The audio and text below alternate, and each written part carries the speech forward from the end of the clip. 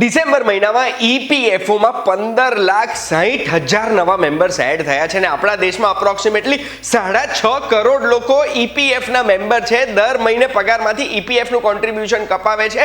પણ આ 6.5 કરોડ લોકોને પણ આ 6 હિડન ફાયદા નહીં ખબર હોય ઈપીએફઓના. અને જો તમે એ 6 ફાયદા જાણવા માંગતા હોય તો એના માટે ધ્યાનથી સાંભળજો. હું તમને એક વાત કહું.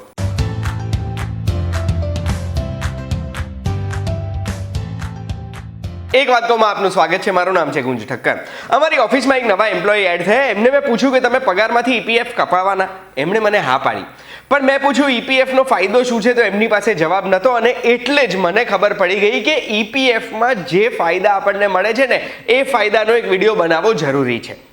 સૌથી પહેલા તો ઈપીએફ શું છે? ઈપીએફ એટલે એમ્પ્લોય પ્રોવિડન્ટ ફંડ.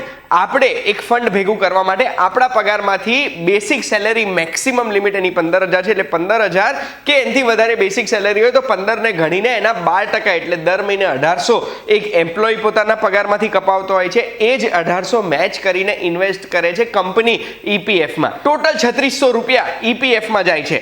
એમાંથી 3600 ઈપીએફમાં નથી જતા. કંપનીના જે 1,800 રૂપિયા છે 12%, એમાંથી 3.67% એટલે 550 રૂપિયા ઈપીએફમાં જાય છે. અને 1,250 રૂપિયા એટલે 8.33% એ જાય છે એમ્પ્લોય પેન્શન સ્કીમમાં, જેનાથી પેન્શન મળવાની હોય છે. ખાલી આપણે ટૂંકમાં હિસાબ મારીએ ને તો ઈપીએફનું ઇન્ટરેસ્ટ રેટ હાલમાં ગવર્મેન્ટની કોઈ પણ સ્કીમ છે, આ તમને લિસ્ટ દેખાય છે લેટેસ્ટ ડિસેમ્બર 2023નું, એમાં હાઈએસ્ટ ઇન્ટરેસ્ટ રેટ ઈપીએફનો છે 8.25%.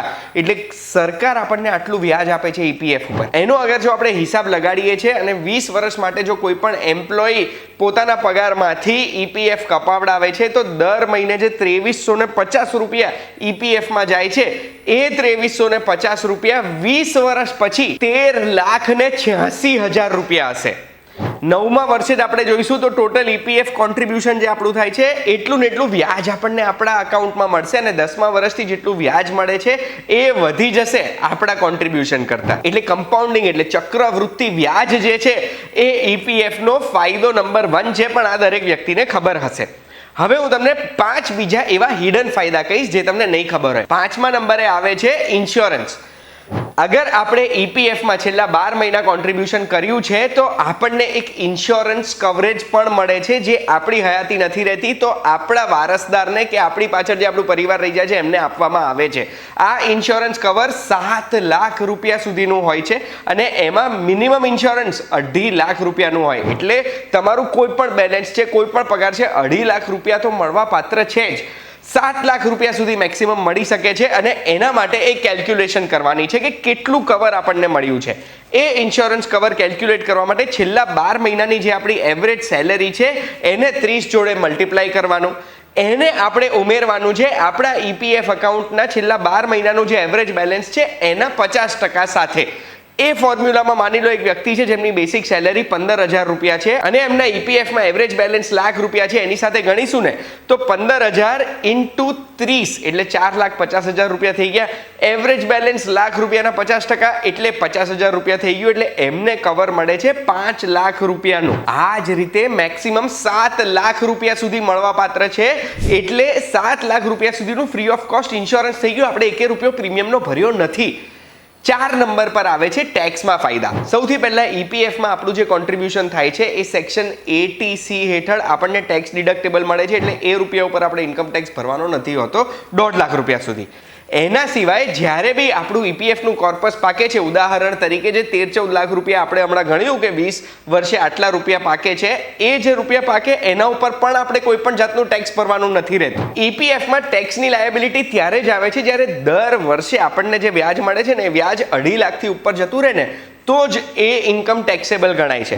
પણ મેં તમને જે ઉદાહરણ આપ્યું હતું એ ઉદાહરણમાં 20મા વર્ષે બી આપણને લાખ રૂપિયા જેવું જ વ્યાજ મળ્યું છે. એટલે એમાં આપણને કોઈ પણ ટેક્સ લાયબિલિટી આવશે નહીં. 3 નંબર પર વોલન્ટરી કોન્ટ્રીબ્યુશન ફાયદો છે. એટલે ઈપીએફમાં અગર આપણે વધારે પૈસા રોકવા છે ને તો આપણે રોકી શકીએ છીએ. કોન્ટ્રીબ્યુશન ફક્ત ફિક્સ 1,800 રૂપિયા નથી રહેતું. આપણે જો અગર વધારે પૈસા રોકવા હોય છે, આપણી આવક વધારે છે, તો આપણે પીપીએફમાં રોકીએ તો 7.1% મળે. નેશનલ સેવિંગ સર્ટિફિકેટ લઈએ છીએ પોસ્ટમાંથી તો બી 7.7% મળે છે.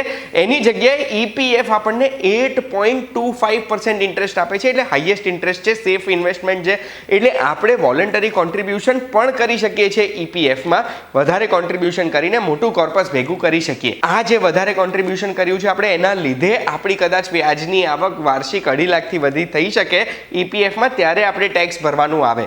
એ જ રીતે એમ્પ્લોય પેન્શન સ્કીમમાં બી જે આપણી કંપની 1250 રૂપિયા ઇન્વેસ્ટ કરે છે વધુ પેન્શન માટે, એમાં પણ આપણે એક ઇન્વેસ્ટમેન્ટ કરી શકીએ જેનાથી રિટાયરમેન્ટ પછી આપણી પેન્શન વધારે આવે. પેન્શનની વાત કરી છે તો બીજો હિડન ફાયદો પેન્શનનો છે. ઘણા બધા એમ્પ્લોઈઝ જે ઈપીએફમાં પૈસા કપાવતા હોય છે એમને નથી ખબર હોતી કે ઈપીએફમાં પેન્શનનું પ્રોવિઝન છે. જે કંપની 8.33% એટલે 1250 રૂપિયા ઈપીએસમાં નાખે છે, એનાથી આપણી ઉંમર 58 વર્ષની થઈ જશે. અને એમ્પ્લોય પ્રોવિડન્ટ ફંડમાં આપણે જો કન્ટિન્યુઅસ 10 વર્ષ માટે કોન્ટ્રીબ્યુશન કર્યું હશે તો આપણને એક પેન્શન મળવા પાત્ર છે. એક નંબરનો જે બેસ્ટ હિડન ફાયદો છે ઈપીએફમાં એ છે કે આપણે ઈપીએફ બેલેન્સ ઉપર લોન બી લઈ શકીએ છીએ, કે પછી આપણે પાર્શિયલ વિડ્રોઅલ બી કરી શકીએ છીએ ઘર બનાવવા, મકાન બનાવવા કે બીજા કોઈ પણ ઇમરજન્સી ખર્ચા માટે. ઈપીએફઓના કોન્ટ્રીબ્યુટર્સ વધી રહ્યા છે, એનો મતલબ છે કે કદાચ એવા ચાન્સીસ છે કે તમે પણ ઈપીએફમાં પૈસા કપાવતા હશો. પણ મને કમેન્ટમાં જણાવો કે મેં તમને જે હિડન ફાયદા કીધા એ તમને ખબર હતા કે નહોતા, અને શું આ વિડીયો જોયા પછી ઈપીએફમાં પૈસા કપાવવાની ઈચ્છા તમને થઈ ગઈ છે અગર નથી કપાવતા? અગર હા છે તો એ પણ મને કમેન્ટમાં જણાવજો. આવી માહિતી જો તમને જોવી ગમે છે તો બસ આવી જ માહિતી માટે એક વાત કહું, જોતા રહેજો VTVGujarati.com પર. આપણે ફરી મળીશું.